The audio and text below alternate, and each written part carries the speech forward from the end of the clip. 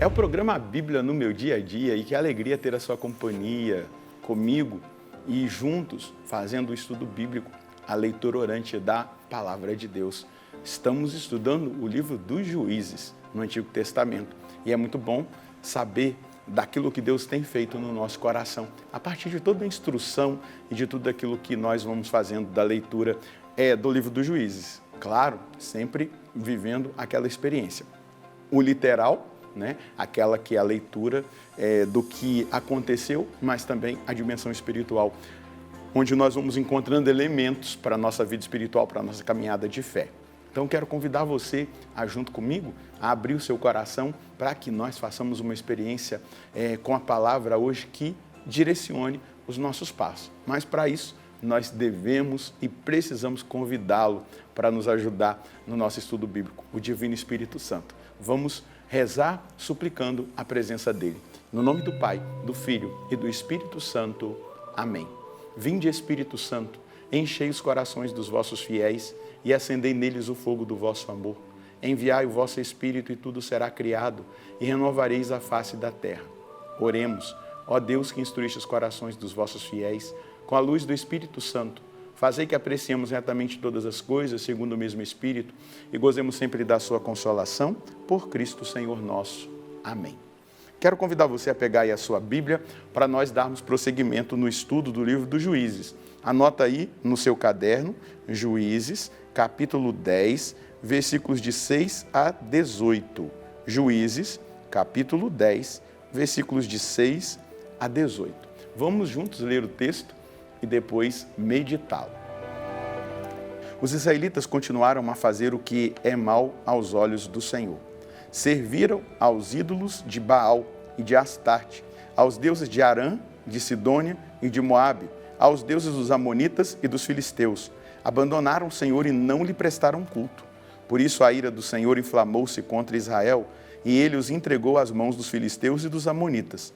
Estes, durante 18 anos, afligiram e oprimiram Israel. Todos os israelitas que estavam do outro lado do Jordão, na terra dos amorreus em Galaade. Os amonitas chegavam a atravessar o Jordão para combater contra as tribos de Judá, Benjamim e Efraim, causando grande angústia em Israel. Então os israelitas clamaram ao Senhor, dizendo: pecamos contra ti, pois abandonamos o nosso Deus para servir aos ídolos de Baal. E o Senhor lhes respondeu: não vos oprimiram os egípcios, os amorreus, os amonitas, os filisteus, os sidônios, os amalecitas e os madianitas? E quando clamaste a mim, não vos salvei, eu de seu poder? Mas vós me abandonastes e servistes a outros deuses. Por isso, não tornarei a salvar-vos. E de clamar aos deuses que escolhestes, que vos salvem eles na hora da aflição. Mas os israelitas disseram ao Senhor: pecamos, faze-nos o que te parecer melhor, contanto que nos livres hoje. Eliminaram então os deuses estrangeiros do seu meio e serviram ao Senhor, que não aguentou mais ver o sofrimento de Israel. Os amonitas se mobilizaram e acamparam em Galaade, enquanto os israelitas se reuniram e acamparam em Masfa. O povo e os chefes de Galaade diziam: quem começará finalmente a combater os amonitas? Ele será o chefe de todos os habitantes de Galaade. Um grande susto toma esse povo. E qual é o susto? Deus diz: eu não vou vos salvar. Por que Deus age com tanta dureza? Não é? Por quê? Israel estava mergulhado na idolatria.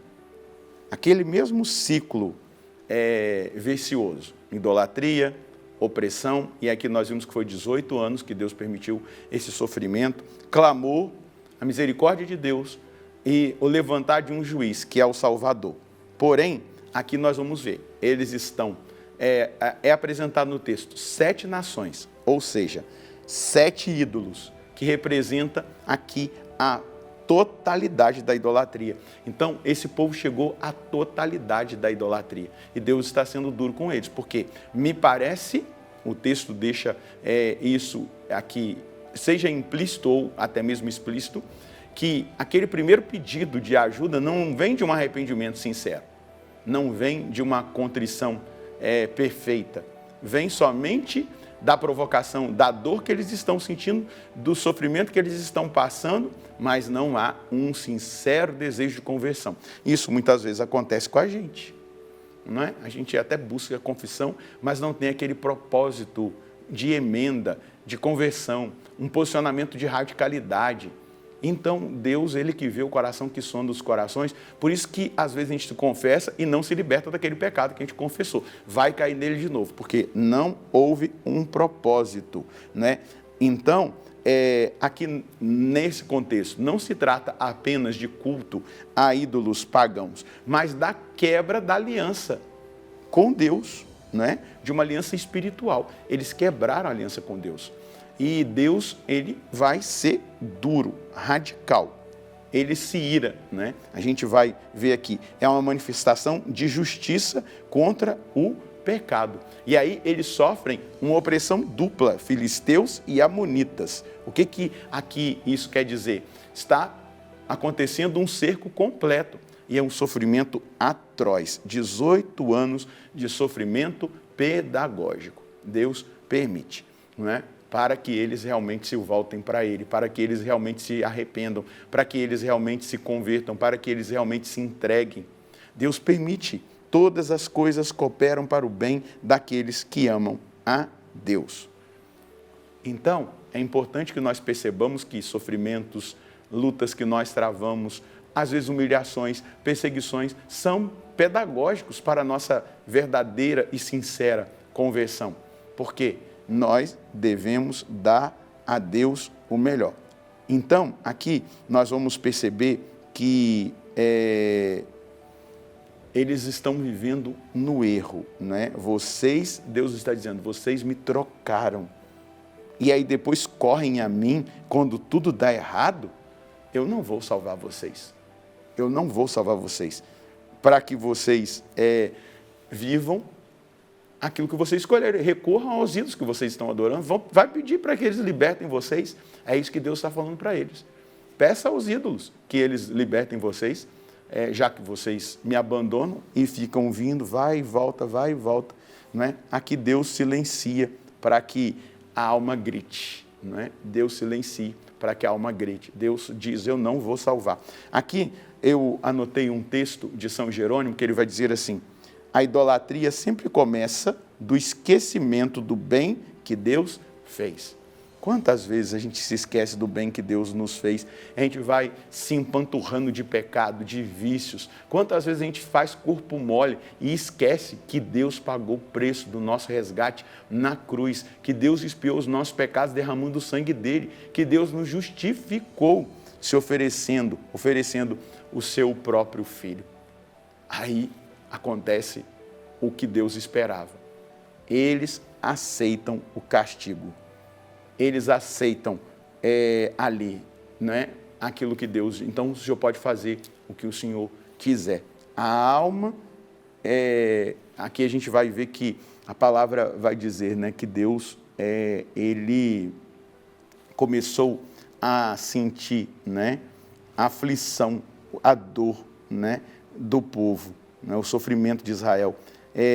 Afastaram então os deuses estrangeiros de seu meio e serviram ao Senhor, que não tolerou mais ver o sofrimento de Israel. A palavra lá no hebraico, né, ela vai dizer, a alma de Deus não pôde mais suportar o sofrimento de Israel. E aí Deus se volta, Deus se compadece, Deus começa a se mover num sentido de salvação. Meu irmão, minha irmã, hoje, diante desse texto, nós precisamos entender que o Senhor sonda o nosso coração e Ele nos chama a uma conversão sincera. Não dá para ficar brincando com Deus. Parece aqui que o ciclo dos juízes, esse povo está brincando com Deus. Eles voltam para Deus, depois eles abandonam a Deus quando está tudo bem, e aí eles começam a ser oprimidos pelos estrangeiros, e aí eles clamam a Deus, aí Deus se comove em misericórdia, levanta um juiz, mas tem hora que a paciência, ela se esgota, até mesmo a de Deus. Vai chegar um tempo que a humanidade vai ser penalizada pelo juízo de Deus. E o juízo virá com muito sofrimento, com muita dor, porque a humanidade não reconhece mais a Deus. E nós devemos buscar a fidelidade. Qual é a mensagem que hoje nós podemos colher diante de Deus. O Senhor Deus é misericordioso e clemente, contudo, espera de nós uma decisão radical de abandonarmos o pecado, os vícios e a idolatria. Devemos dar espaço ao Espírito Santo no nosso coração para que Ele nos leve ao arrependimento sincero, à contrição perfeita e ao verdadeiro propósito de emenda, de conversão. Dessa forma, experimentaremos o perdão e a salvação do nosso amado Deus e Senhor. Aqui a gente tem que sempre levar em conta algumas realidades. Existem situações de fraquezas, de limites humanos, psíquicos, né? Até mesmo espirituais, que é um processo de edificação. Mas existe também, desculpa falar assim, muita gente que parece que está brincando com Deus. Diz que está arrependido, mas na verdade lá no fundo não existe um propósito de emenda. Apenas quer ficar com a sua consciência um tanto quanto limpa por um tempo, mas não se decide por Deus de verdade. E Deus sonda o nosso coração. A esses, Deus chama a uma radicalidade, a uma determinada determinação. Aos fracos que vão sendo edificados pouco a pouco, caiam e levantem, não fiquem caídos. Mas aqueles que estão brincando com a misericórdia de Deus, olha, é bom ter muita atenção quanto a isso. A palavra de Deus nos mostra aqui que Ele exige de nós um arrependimento sincero, uma contrição perfeita e um propósito de conversão, de emenda verdadeira e não de brincadeira. Então, que esse seja o propósito do nosso coração, a partir do nosso estudo de hoje. Vamos rezar?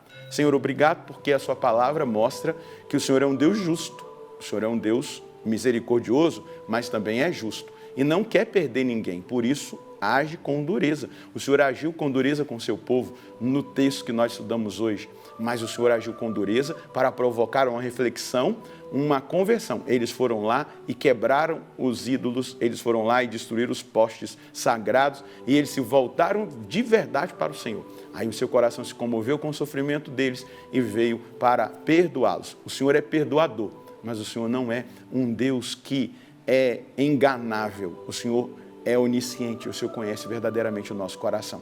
E hoje eu te peço, não me deixe viver essa experiência desse povo lá de trás, de fingir uma conversão somente para ter um pouco de paz na consciência. Não, que verdadeiramente haja no meu coração arrependimento, contrição perfeita e o propósito de emenda, de mudança, de lutar bravamente até o sangue, se preciso for, contra o pecado e os vícios. Amém. É exatamente isso. A Deus ninguém engana e com Deus nós não podemos brincar. Ou santos ou nada. É conversão, é determinada determinação. Deus abençoe você, Deus abençoe a sua família. Nós nos encontraremos no próximo programa, se Deus quiser, no nome do Pai, do Filho e do Espírito Santo. Amém.